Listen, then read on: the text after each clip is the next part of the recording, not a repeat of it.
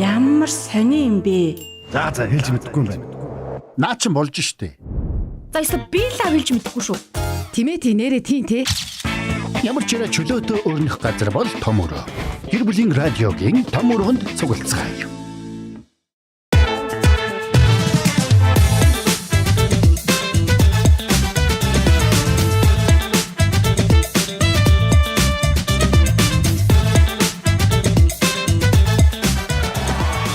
Бүжиглэхэд ёстой юм байх гэж бодоод шүү. Тийм шүү. Чи бүжиглэх ёстой шүү. Өнөөдрийн сэдв. За бүжиглэцгээе. Дахиад аяа чангалъя. Аян чангардаг юм. Чи нэг манай өндөр хүн чи Тийм байх. лекц уншиж байна. Гэр бүлийн радио 104.5 84.5-ыг ягийн цаг мөчид дэлгэнэ тааруулан хүлээн авч сонсож байгаа. Үзэж байгаа үзэгч сонсогч танд энэ цагийн мэнд хүргэе. Том өрөө цэнгийн нэвтрүүлгээ маань өнөөдрийн дугаар танд хүрэхэд бэлэн болсон байна.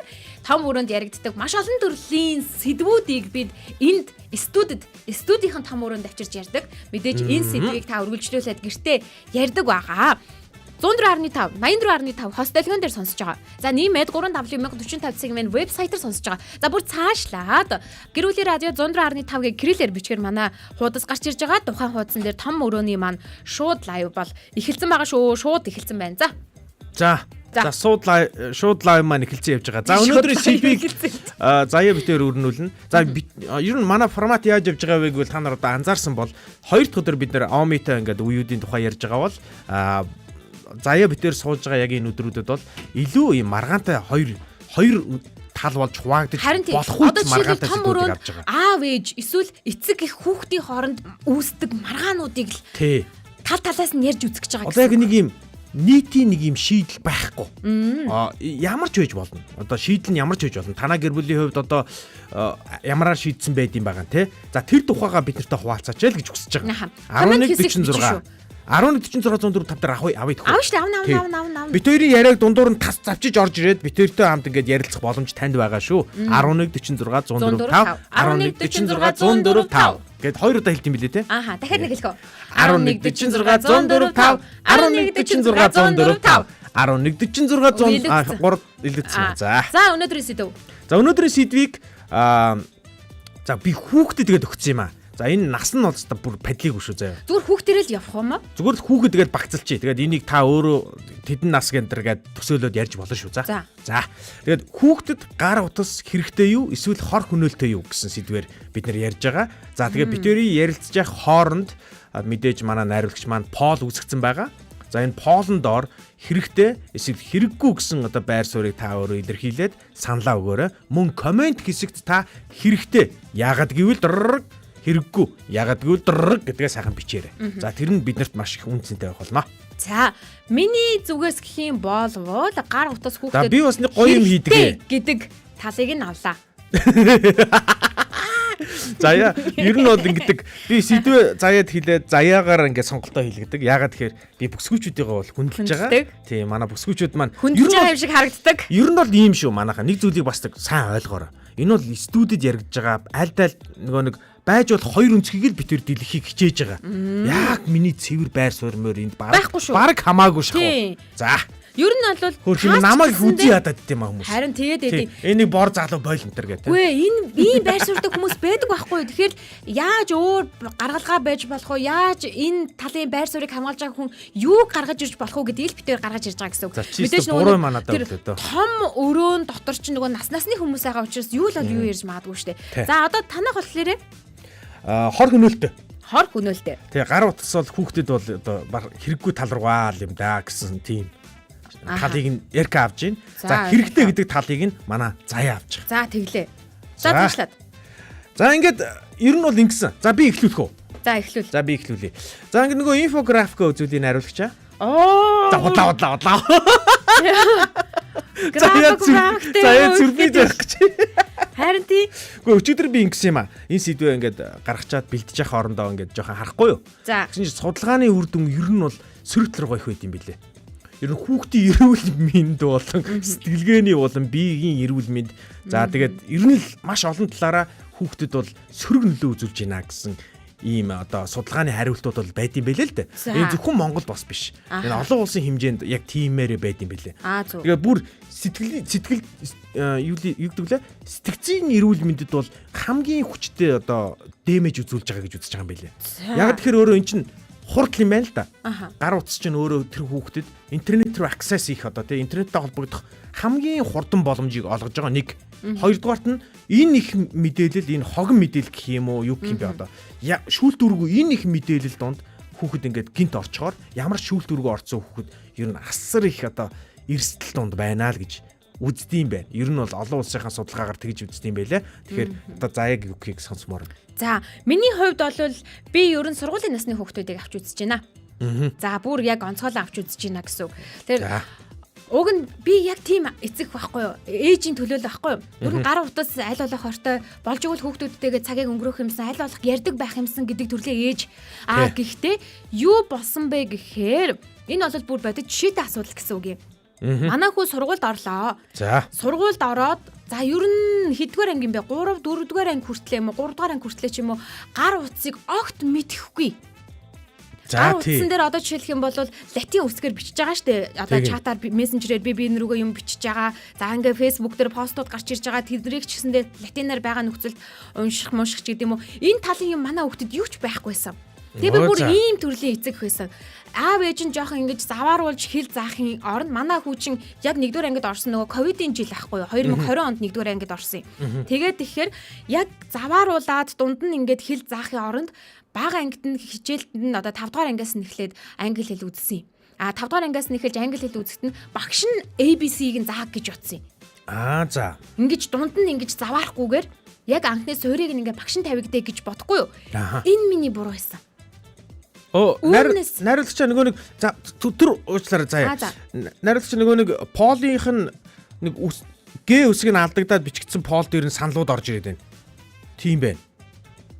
За. Яг хөө саналын дахиад шинээр авчт юм лөө. За яг хөө тэгээ тэрнгүүр нь явуулах юм бэ. За тэгэнгүүт ёо дундуур ороод ирэх юм яа. Тэгсэн чинь нөгөө танаа хүүгийн бодит кейс нь бол тийм байна. Тийм бодит жишээ нь гарч ирсэн баг. Тэнгүүт тэр чинь айгүй буруу алдаа байсан. Тэр нь юу вэ гэхээр утас огт үзүүлэхгүй байхад нь бас буруу юм байна. Одоо эн чинь бидний үе одоо миний үед өөр байсан гэж ярьдагтаа ижилхэн одоо үед өөр болчиход байгаа байхгүй юу? Одоо утастай салшгүй холбоотой болчихсон хичээл нь хүртэл утсан дээр үзэж байгаа. Харин тийгээд байгаа. 1-р ангиас нь эхлээд шүү. 1-р ангиас нь эхлээд хичээлийн утсан дээр үзээд утас өгж явал датата байлга гэж сургуулаас нь бүр захиргаадж байгаа. Уг нь бол гар утас хортой гэж эрүүл мэндийн яамнаас нь мэдээлэл гаргаад байхад боловсролын яамнаас нь гар утсаараа хүүхэд хичээл орно гэд хоёр эсрэгцэн юм хийгээд байгаа гэсэн үг байна. За энэ дунд хохирж байгаа хүн хүүхэд. За яг хохирлын юу гэж гарсан бэ гэхээр яг нөгөө ковидын үеэр бол бараг эхний 2 жил нь нөгөө карантинд байж байгаа таарсан байхгүй юу? Тэгээ яг буцаад хичээлдээ ороод ингээд нөгөө нэг уцаараа үздэг хичээлүүд нь ингэж эхэлж байгаа штэ. За англи хэл үзээд ирсэн чинь манай хүүхэд латин үсэг байхгүй. Гэтэл баг сургуулийн багш юу гэж зааж байв гэвэл ABC-гээр заагүй. Шууд өгүүлбэр дээр ажилуулад ихтер ажилуулад явцсан байхгүй юу? Гэтэл манай хүүхэд тийм болсон юм байна тийм мам дайд одоо юу байдیں۔ Энэ бол ширээ байна, энэ бол сандал байна гэдэг зүйлүүдийг ерөөсөө мэдгүйгээр ингээ орчиж байгаа гэсэн үг байхгүй юу?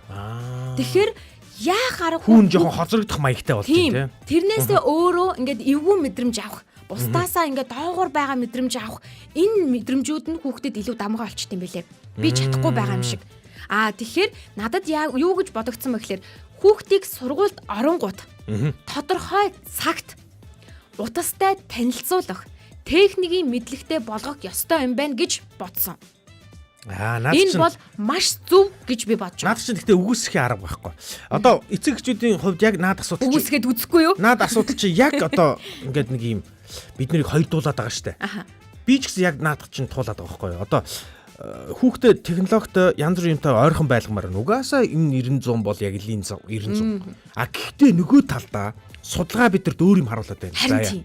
Судалгаа юу харуулад байна гэхээр American Academy of Pediatrics World Health Organization заяа. Дэлхийн эрүүл мэндийн одоо нийгэмлэгээс одоо Америкийн одоо эрүүл мэндийн нийгэмлэг хоёрын нэгдсэн судалгаа байт юм байна. Тэгсэн чинь хараа дэлгэцийн хэрэглээ ихсэх тусам сэтгэл гутрал төгшүүр нэмэгдэх хандлагатай байдаг гинэ. Ялангуяа жишээ болгоод TikTok дээр өөрийгөө бусадтай харьцуулах, өөрийгөө үнэлэх хүнлэмж нь буурдаг гэсэн нэг тийм судалгаа байд юм байна. Энэ нөгөө нэг ямар нэгэн байдлаар үгдий ээж аав нь ингээд зүгээр л хайцсан майцсан гэдэг кейсүүд ч бүгд ингээд орцсон байгаа шүү зэ нэг дотор. Тийм учраас ер нь бол хараа ер нь судалгаа бол биднэрт юу гэж хэлээд байна гэхээр дэлгэцийн хэрэглээ хүүхдэд чинь дэмий юм шүү дээ л гэдэг байгаа. Мессеж нь даалт мессеж нь. За тэгээд дээрэс нь энэ бол зөвхөн сэтгэл зүйн эрүүл мэндийн тухай би ярьлаа сая их. Хоёр дахь нь анхаарал төвлөрөх буюу тархины хөгжилд муу нөлөөтэй гэдгийг National Institute of Health одоо бүр гаргасан байт юм байна. Яадаг вэ гэхээр өдөрт нэмэх 7 цагаас дээш ихрүү дэлгэц ашигладаг хүүхдийн анхаарал төвлөрөх чадвар бүр эрс муудсан. За тархины зарим хэсгийн хөгжилд нь бүр өөрчлөлт ажиглагдсан гэж байгаа байхгүй. Тэгэхээр одоо яах ёстой юм байгаа бүр нас нь хэд гинэ? Нас нь нэмэх энэ насын нь бол бичээгүй байна. Энэ дээр хараа энэ надад нөгөө багцалсан ийм хураангуй мэдээ нэг болохоор нөгөө дэлгэрэнгүй юм бол байхгүй байна. Ямар ч гэсэн цаг нь бол тэгтээ арай л их юм байна л да. Нэмэх 7 цаг гэж штэ. Нэмэх 7 цаг ашигласан хүүхдүүдийн тархинд бол мэдгэдэггүй зөөлжил гарсан юм байна. За анхаарал төвлөрөх чадвар нь маш муудсан юм байна. Тэгэхээр одоо яг хит гэд нэмчих болох юм байна. Хит хэрэглээнд хүүхдийн нөгөө нэг за энэ дээр би хит дээр нэг юм хэлээ тэгээд чам руу шилжүүлээ. За тэгье. Би бүр ингэж шүү дээ. Яри гэдэг. Гэхдээ ингэж бол бас гоё юм байна. Харин тийм байна. Тий. Хит гэдэг нь хараа хит гэдэг нь асуудал мөн боловч хитийг нь хүүхдүүд өөрсдөө мэдэхгүй байхгүй. Тэгэхээр энийг одоо яах вэ гэдэг л асуулт байна л да. Тэгэхээр би болохоор ерөнхийдөө нөгөө нэг судалгаа биднэрт дэмий юм биш үү дээ гэдэг рүү чиглүүлээд байна л гэдэг байр суурийг хадгалаад байна. За яг яхих сонсъё. За судалгаа ярьж гин те. Судалгаа ярьж байгаа бол тэгтээ өгшөө өдр гэ те. Тий. Судалгаа ярьж байгаа бол ханиа. Ер нь судалгаан дээр бас бүх юм амьдрал яг тэр чигээрээ буудаггүй байгаа шүү. За тэр тусмаа Америк гэж гэдэг юм уу те том орны судалгааг Монголын энэ жижигхэн орны зах зээл дээр судалгааг ингэж харьцуулахад ер нь жоохон төвхтэй. Яг шууд гарч ирэх боломжгүй гэсэн үг. Энд чинь болоод хэдэн сая хүнд судалгаа хийж яхад бид нар өөрсдөө хэдхэн сая хүн байгаад байгаа шүү дээ нийт хүн ам нь.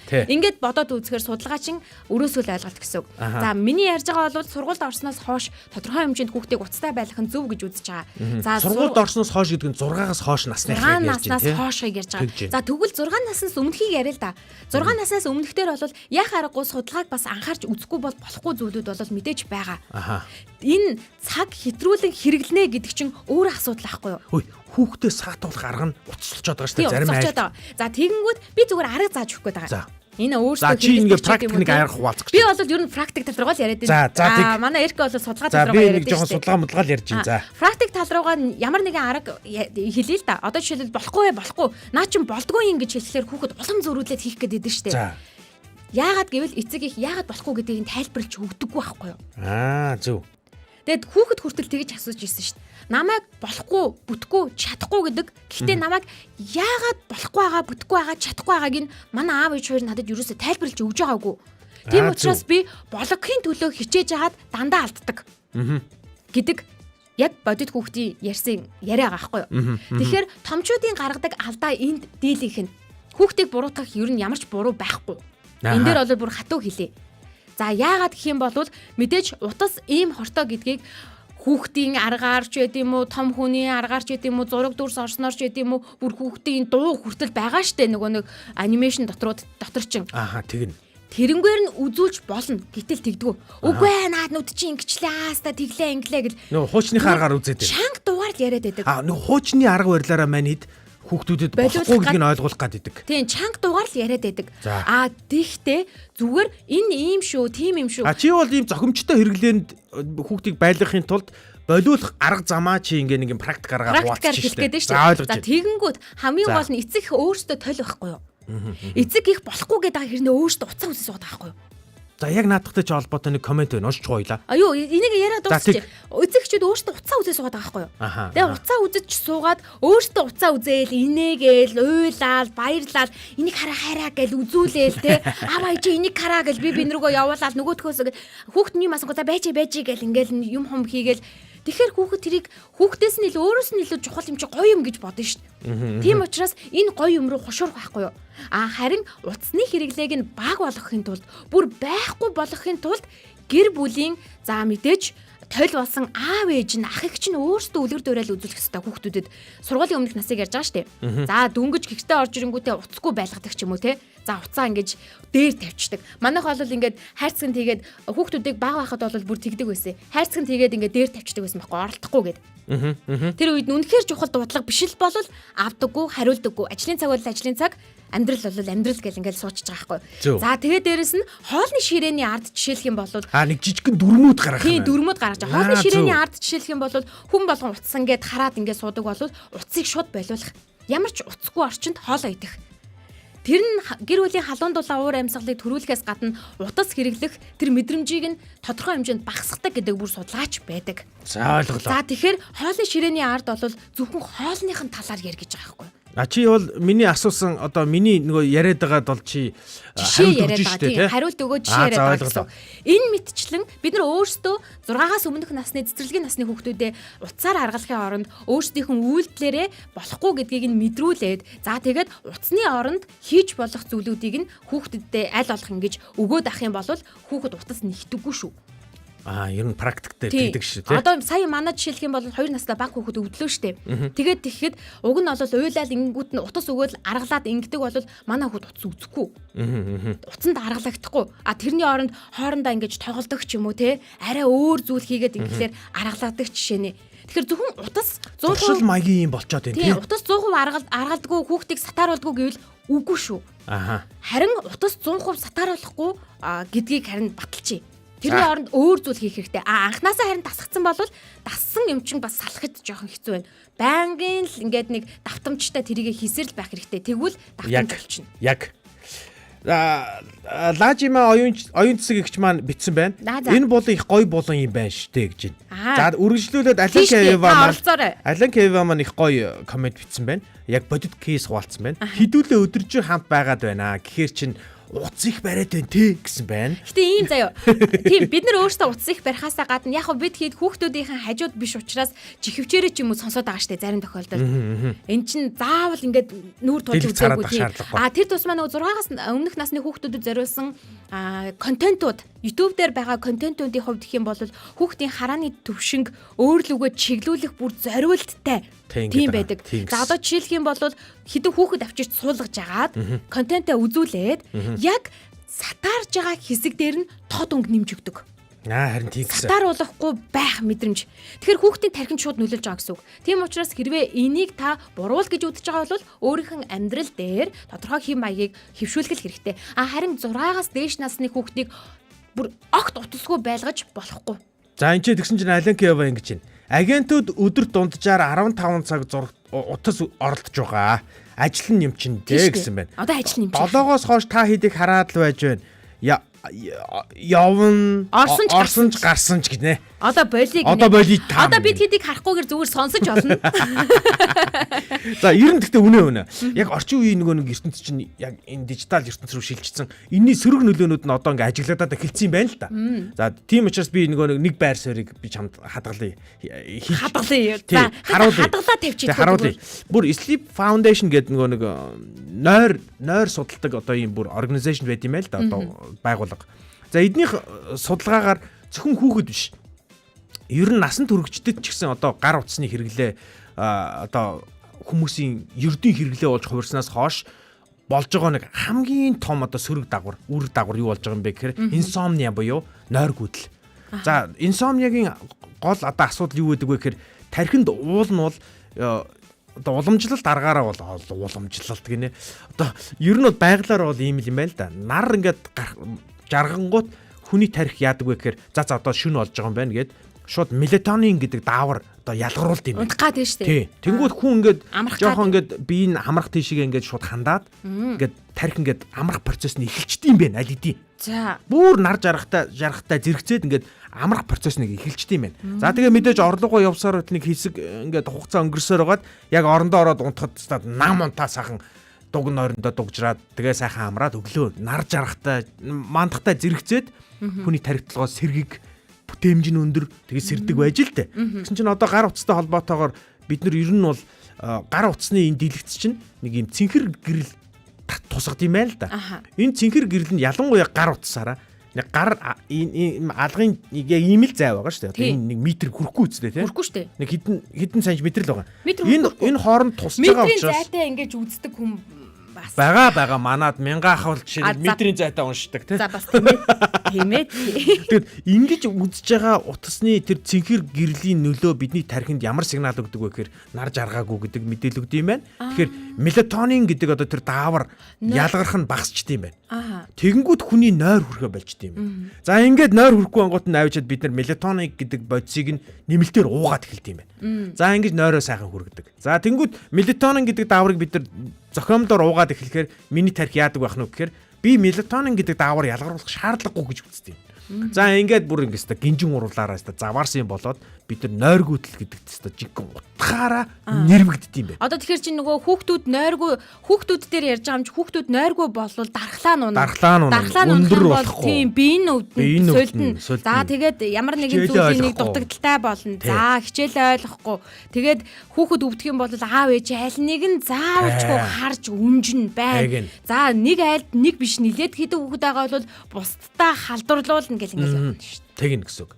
Тэгэхээр юу гэж үзэж чинь гэхээр ер нь нийтлэг утгаараа гар утас хэрэглэнэ гэдэг нь бидний эрүүл мэндэд одоо сөрөг нөлөө үзүүлээд байна. Яахаар байхгүй гэж л үзээд байгаа. Тэгэхээр энэ дээр одоо заяад одоо ямар нэгэн байр суурь юу байна ер нь? За байр суурь байлгүй яах вэ? Чи нэг хамгаалах боломж чамд баг байхгүй та. Байлгүй яах вэ? Ягаад гэвэл эн чинь орой өдөж үзснээ ярьлаа штэ тий. Орой өдөж үзснээ ярьсан бол сая хоёлоо 6 цагаас гинэ 6 наснаас өмнөх хүүхэд ярьсан бол тэгвэл нөгөө би одоо яг хэрэгтэй гэд байгаа 6-аас хойш үеийн хүүхдүүдээ насны хүүхдүүдээ яриа л да. Эдгээр насны хүүхдүүд маань орой хичээл хийхгүй байхгүй юу? Уцаараа. За идүүтэн ч гэдэг юм уу тодорхой нэг хичээлийг анги дээр одоо уцаа аваа явж байгаа учраас анги дээрээ хийчихэж байгаа. За ер нь айл болох 6 цагаас хойш тэр уцыг бариулахгүй байгаа л хэрэгтэй. Энэ хэний үүрэг вэ гэвэл эцэгхийн үүрэг. Одоо маш олон аппликейшнууд гараад ирсэн шүү. Утсан дээр нь хүртэл суугдсан тийм цаанаасаа ингээд суугдсан аппликейшнууд байдаг. Тэр нь юу вэ гэхээр нөгөө цаг тавиад тухайн хүүхдийн утсыг түгжчихдэг. За байршил одоо хянах зүйл 50-гут аппликейшн 50-гутаа хаана байгааг нь мэдчихдэг. За тэгээд аюулын дохиоч гэдэг юм уу маш олон зүйлийг бид нөр өөрсдөө за биднээр хэлүүлдэггүй хүүхдүүд хүртэл мэдчихэж байгаа. Энэ хэдийг мэдчихэд ямар ч асуудал байхгүй. Өөрсдөө ажилдаа хол байлаа. Хянах боломжтой байна тийм. Өөрсдөө ажилдаа хол байлаа гэж бодоход мэдээж цагийн тохируулга тавиал тэрийг унтраач хэрэгтэй байхгүй. Тэгэхээр чиний аргумент болохоор сул талууд бол байгаа хүлэмжширж байна. А гэхдээ хэрэглүүлэх боломж бол байсаар л байна гэж шүү дээ. Байсаар л байна. Багасахгүй 6 наснаас харин эхлэх байхгүй. Шолом аа. Тий, эхлэх байхгүй. Шолом. Ер нь бол тэгж ярих юм бол би бүр 5 настай ч гэсэндээ тодорхой хэмжээнд уцтай танилцуул гэж хэлмээр байна. Бүр. Тий. Тэгэхгүй 6 настайдаа 1-р ангид орчоод өөрийгөө яа гэж ээж хичээлээ ойлгохгүй ээж тэр уцтай танилцна гэдэг чинь бас асуудал байхгүй юу? Тийм учраас 6 наснаас 5 наснаас нэхлээд баг-багаар танилцуулаад за энэ ийм байгаа шүү, энэ тэгдэг шүү, ийшээ тэгдэг шүү. Энэ уцыг өдөрт хэдэн л минут ч гэдэг юм уу цаг үзэх юм шүү. Хэрвээ тэднээс ингэж хитрэх юм бол энэ ингэдэг шүүгээ бараг танилцуулах хичээл нь 5 настайд нь эцэг өөртөө орчих хэрэгтэй юм шиг байгаа. Ингэснээр тэр утасны зөв хэрэглээ, буруу дадал зуршлыг хүүхэд ялгаж салгаад мэднэ. Тэгэж хариул хүүхэд биднээс илүү ухаантай шүү. Хэрвээ энэ аюултайг өөрөө маш сайн ойлгочих юм бол тэр утсыг илүү цагаар үзье гэж ямар ч хүүхэд сэтгэхгүй.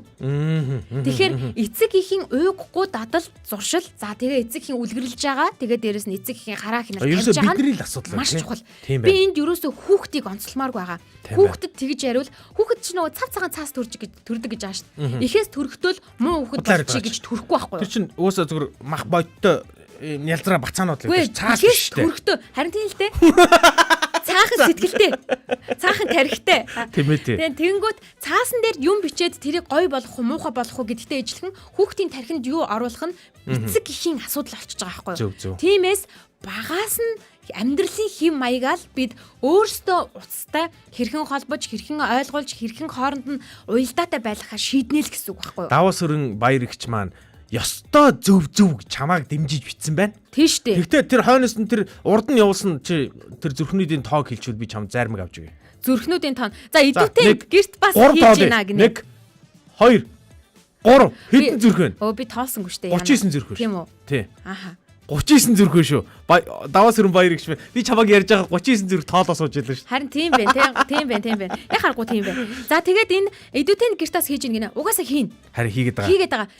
Зарим тохиолдолд одоо математикийн тусдаа багш нь өөрөө орж байна. Эдүүтэн гэд тэр уцаар бас орж байна. Ой, за би чамаас тэгвэл нэмээд нэг асууч идэв. Чи нэгэн хэрэглэх талыг нь баримталж байгаа юм чинь би чамаас асууч. За асуу. Нөгөө бага насны хүмүүсийг ингээд бид нар ингээд тодорхой хэмжээнд цаг магийг хяначих юм байна. Тэгвэл ингээд хитэн наснаас хойш чи энэ цаганд нь хяналт тавихаа болох юм. Хүүхдийн үү? Тий. Яг хүүхэд гэдэг категорид орох юм уу гүм үү мэдэхгүй. Чиний үзмжээр 25 хүртэл хянана гэвэл 25 настай чи хүүхэд биш тий. Тэгэхээр хитэн нас хүртэл чи ингээд яг ингэж гоё стандарттай системтэй хянах юм. Би 16 нас хүртэл. 16.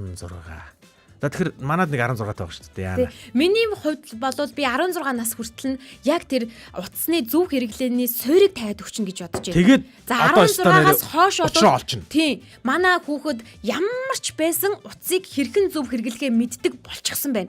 Тэгээд дээрэс чинь 16 нас гэдэг чинь тэр хүн чинь өөрөө бие хүн болоод бүрэн төлөвшөж байгаа эхэлж байгаа нас учраас тэр үед нь чи наадхаа боль чи энийгээ инглээ чи тэглээ гих тусам хүүхэд надаас холдно гэхээс ойртохгүй байхгүй. За чи энд ямар хариулт өгөхийг би мэдэхгүй байна. За сонсъё тэгвэл. Дахиад нэг балиар судалгаа харагдаад байгаа байхгүй юу? За тэр балиар судалгаанууд ингээ яваад байна. Судалгаанууд Элкгийн балиар судалгаа дуусгүй. Энэ ерөөс ойлгохтой юм хөхгүй байна ерөөс дандаа.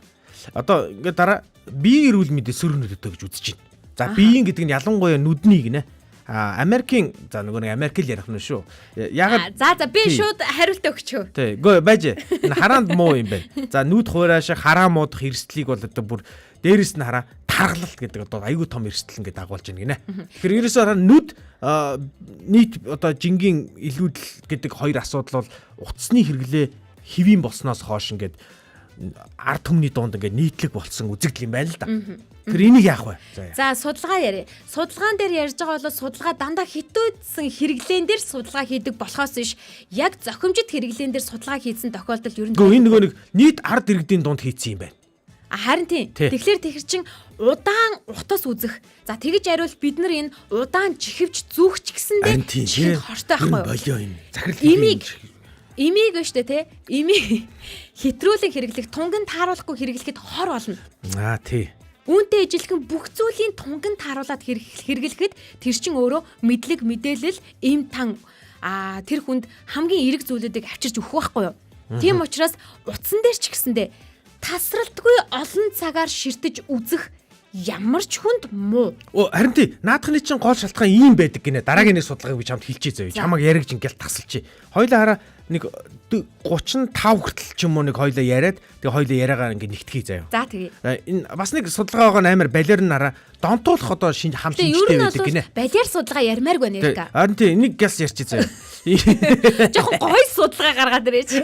Гүгээр байдгүй. Behavioral addiction гэдэг нэ. Одоо энэ нэг бүр юм донтох хандлагыг бий болгодог гин. Яагаад тийм гэхээр хараа одоо psychological association гэдэг буюу нөгөө сэтгэл зүйн одоо эвсэл гэх юм уу да. Тэндээс одоо ийм судалгаа гаргасан нь юу гэхээр сошиал медиа энэ цахим тоглоом хоёр хүүхдэд нэг юм допамин гэдэг одоо дааврыг ялгаруулчт юм байна л да. Тархинд нь ингээд би энэ ажлыг хийчлээ гэдэг ийм мэдрэмж ингээд төрүүлдэг учраас хүүхдэд ингээд допамин ялгардаг. Тэгэхээр допаминд нь хүн донтчт юм байна. Тэгэхээр хүүхэд өөрийн мэдлгүй чиний нөгөө нэг хилээд байгаа тэр нэг цагийн хязгаар те айгүй гоё уулын сонсоход их гоё л байна л да. Гэхдээ энэ болгоноор ч хүүхэд бол ингээ өөрийнхөө хүслээр явах ямар ч боломжгүй болж үрд юм. Ингээд допамин ялгараад байгаа учраас ээжийн хэлсэн үгнээс илүү гоё байгаа байхгүй тэр чинь. Тийм учраас хүүхдүүд энийг сонгох хандлага нь нэмэгдээд байгаа байхгүй.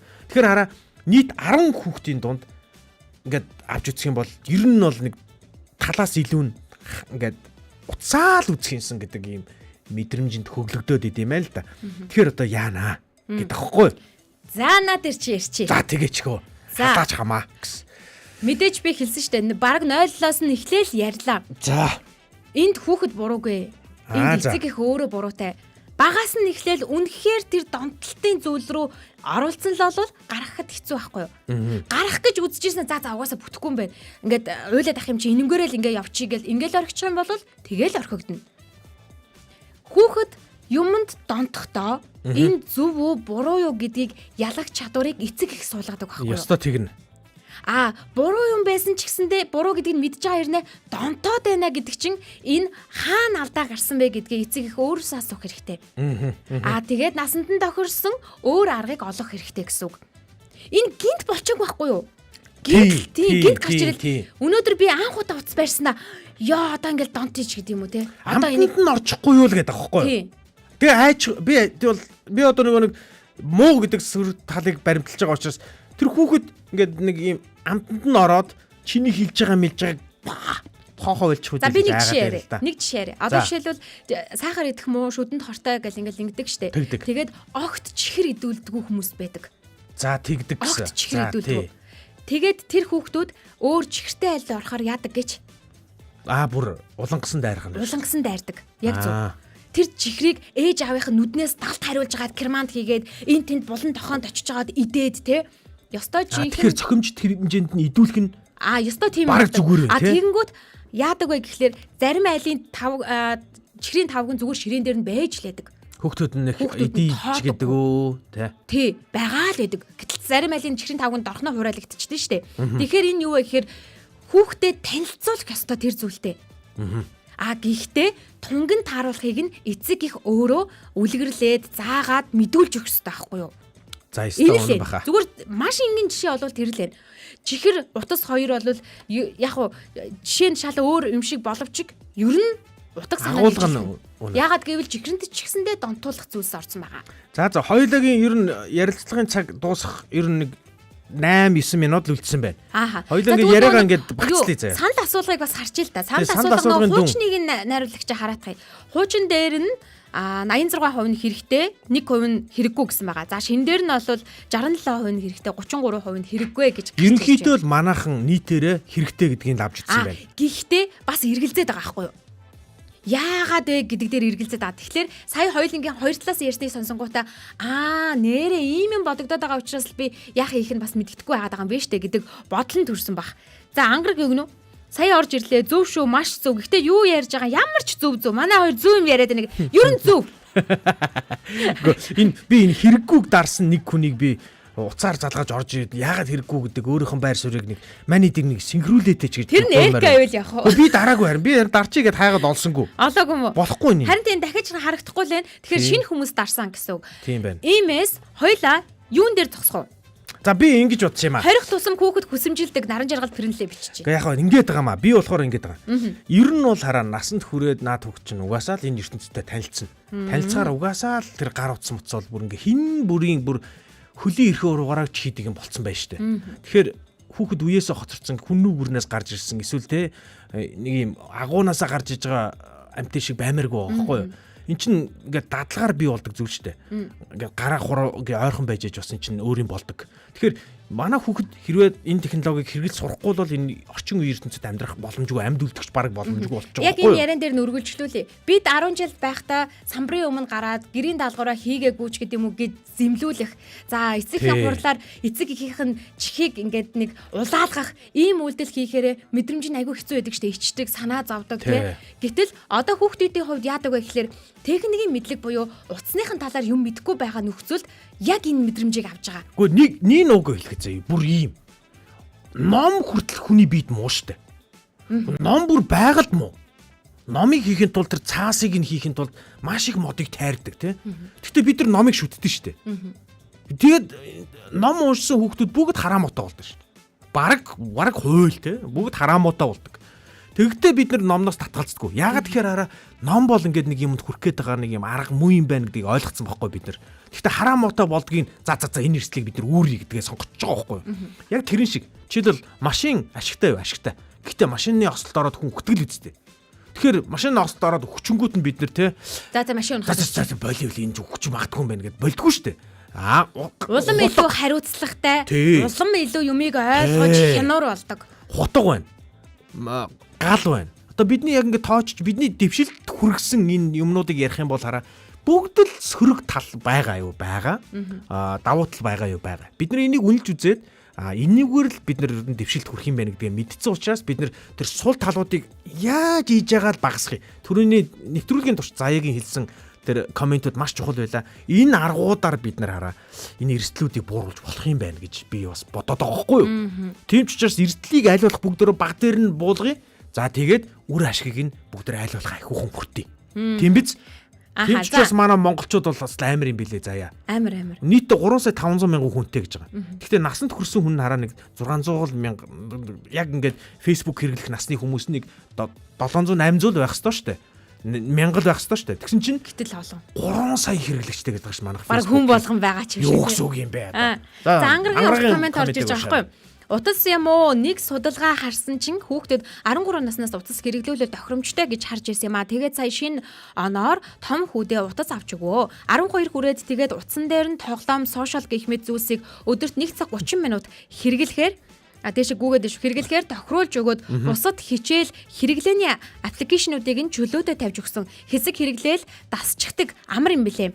Хоригдсон аппликейшн бас байна. Жишээ нь TikTok энэ төр бол татахгүй гэж тохироод татсан байсан гэн устгасан. Яг зөв. Баярлалаа. Яалтчгүй даалгавар энэ төр гээд утас компьютер бол хэрэглээнд орчихсон огт байхгүй байж болохгүй байна лээ. Давхар сошиал хэрэглээнд нь насны хязгаар тавьж өгөө тохируулчих бол бүр амар байна лээ. Яг зөв шүү. За тэгээд энд бас нөгөө ер нь ингээд утсыг бас болмоор байгаамаа. Яг үндэ хэрэггүй шүү. Үсэг заагаад ном уншуулаад сургах хэрэгтэй гэж балчны минь заяа бичсэн байгаа. Хүүхдүүд сургуульд ороод л уцтай болох хэрэгтэй. Өмнө хэрэггүй санагддаг шүү гэд ингэсэн байна. За тэгээ саяхнаас орж ирсэн учраас болж өгвөл нөхөд сонсол бид нараас энэ дэлхийн өнцгүүдийг нь ярьсан байгаа шүү. Тэгээ тунгийн тааруулж хэрэглээрэ гэсэн байна. Хугацаа тавьж өгдөг бол яг бест арга байлээ. Манай дунд хүч одоо яг 13 таахгүй. Тэгээ авчиад утсын сольсын сайхан. Ээжийнх нь хууч утас хүр очиж байгаа байхгүй. Тэнгүүтээ өгөхдөө би амар зааваа. Нөгөө бүх одоо юунд нь хязгаарлалт өгөөд дээрэс нь нөгөө үгцэн чинь манай тоохгүй л уцаа. Ингээд угаасаа тэрийг барихаар ингээд нөгөө нэг хязгаартай учраас өөрөө тэрэндээ ингээд угаасаа тоохгүй байхгүй ингээд хөөс хэрэглэх баг боломжгүй юм байлээ. Тэгээд би бас бодож ирсэн. Ер нь ингээд технологи нь өөрийгөө шийддэг болсон юм байлээ дээ. Түүнтэй ажиллах хүүхдүүд ч гэсэндээ яг одоо бид нар хэлдэг те манай үе, танаа үе, тэдний үе, чиний үе гэж ярьдагтэй ажиллах. Одооны манай энэ хүүхдүүдийн сэтг хүү, цар хүрээ энэ юмд хандж байгаа нь бүгд өөрчлөгдсөн. Юмыг буруу зөвийг маш сайн ялгадаг болсон. Харин зөв чиглүүлэгч нь эцэг их таа юм шүү. Хүүхдээ зөв чиглүүлэгч байгаад хүүхдийн хийхийг хүссэн, сонирхыг хүссэн зүйлд нь илүү бас хамт оролцоод яагаад энэ тоглоомыг тоглоод байгаа яагаад энэ YouTube дээр энэ сувгийг ингээ үзээд байгаа юм те хамт нэг үзээд үзээрэй. Хамт тоглолт тэр тоглоом. Тий. Тэгжээч та ойлгох байх. Аав ээж бидний сэтгэлийг яагаад ойлгохгүй байгаа юм бэ гэдэг хүүхэд бидний оронд ирж чадахгүй штэ. Дараа нь аав ээж болсон хойно аав ээжийг ойлголоо гэдэгтээ ижилхэн бид хүүхэд байж үтсэн. Тийм учраас тэр тоглоомыг ч гэсэндээ хамт тоглож чадах учраас хүүхдүүдийн оронд өөрсдөө тавиад нэг бас үзээрэй. Ингэхээр тэгээд хамгийн гол нь энэ аппликейшн дотор нь монголоор ярьж байгаа монгол хэл соёлыг сурталчилсан хүүхдийн энэ орчинд нь сэтгхүүд нь тохирсон ийм контентуудаас олон гараасаа гэж хүсэж байна. Тийм болоод үзэж байгаа юмыг нь ч гэсэндээ бид тохируулах боломжтой болно. Мэдээж маш олон аппликейшнуудыг тодорхой хэмжээнд тодорхой наснд болоод болж өгвөл хориглоорой. Яагаад хориглож байгаагаа ч гэсэндээ заавал хэлээрэй. Түрүү хэлчихсэн шүү дээ. Буруу зүйлийг хэлдэг хэрнээ яагаад буруу гэдгийг нь тайлбарладаггүй.